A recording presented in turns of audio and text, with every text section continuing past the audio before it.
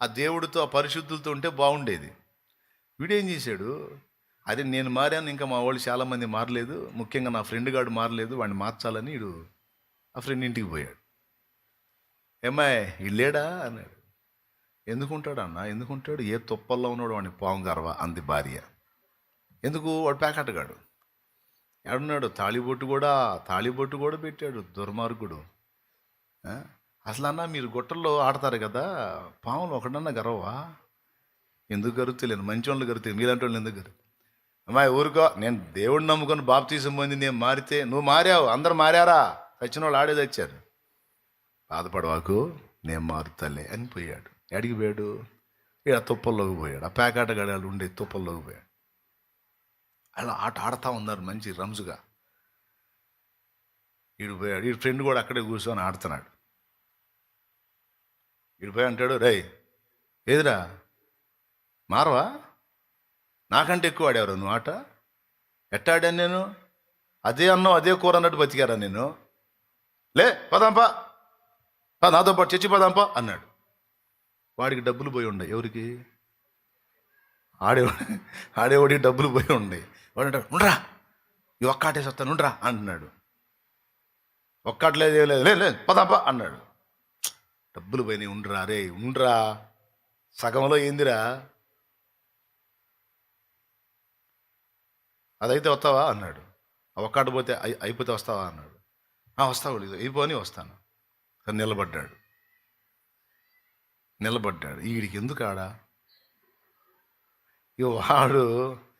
వాడికి ప్యాక్ వేశారు, వాడు ప్యాక్ సెట్ చేసుకుంటూ ఈ నిలబడి అంటాడు, రే ఏం చేస్తున్నా, ఆ మొక్కలు సెట్ చేయంటున్నాడు. పైనుండి సలహా చెబుతున్నాడు.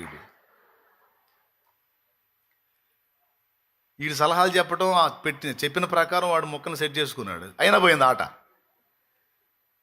పోయేసరికి వాడికి వెళ్ళి చూశాడు, ఏం సలహా చెప్పేవారు, ఇది కూడా పోయిందని.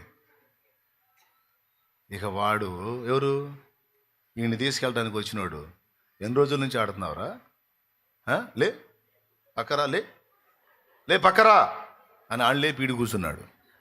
ఏ రమ్మొక్కే అని. ఇప్పుడు ఎవడిని మార్చాడు, అమ్మో వింటున్నావా, ఇంటి పక్కన పిలిచింది, వదినో దా వదినా, మీ ఇంటో స్టోరీ అనమ్మా, రాత్రి కొత్త సీరియల్ వచ్చిందమ్మా, దా కూర్చోబెట్టింది.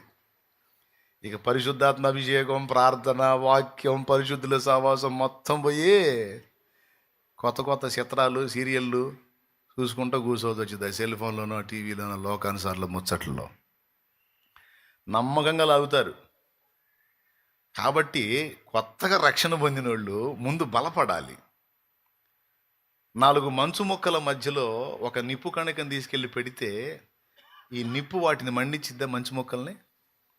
అది మండించడం సంగతి ఏమో కానీ ఆ మంచు చల్లదనం దెబ్బకి ఇది బొగ్గై కూర్చుంటుంది. ఏమైద్ది, ఇది బొగ్గయిద్ది.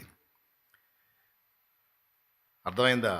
అదే ఇది ఒక నిప్పు కణికలా గాక ఒక అగ్ని కెరటమైందనుకో, ఆ మంచు మొక్కల్ని కరగదీసిద్ది.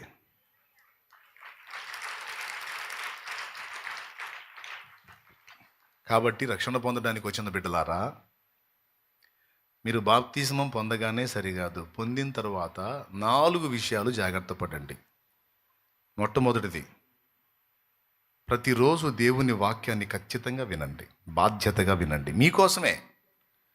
శాలేం రాజన్న ఈరోజు నీ కళ్ళ ముందు కనపడతాడు, కాసేపట్లో బాప్తిసం ఇస్తాడు, తర్వాత ఆయన దారి అయింది, మీ దారి మీది. కానీ ఎనీ టైం నిన్ను నడిపించేది దేవుని వాక్యం, పరిశుద్ధాత్మ. ఎనీ టైం నిన్ను నడిపించేది దేవుని వాక్కు. ఆ వాక్యాన్ని ప్రతిరోజు నువ్వు వినాలి, నిర్లక్ష్యం చేయకూడదు. ఈ భూమి మీద నువ్వు ఉన్నంత వరకు ఆ వాక్యాన్ని లోపలికి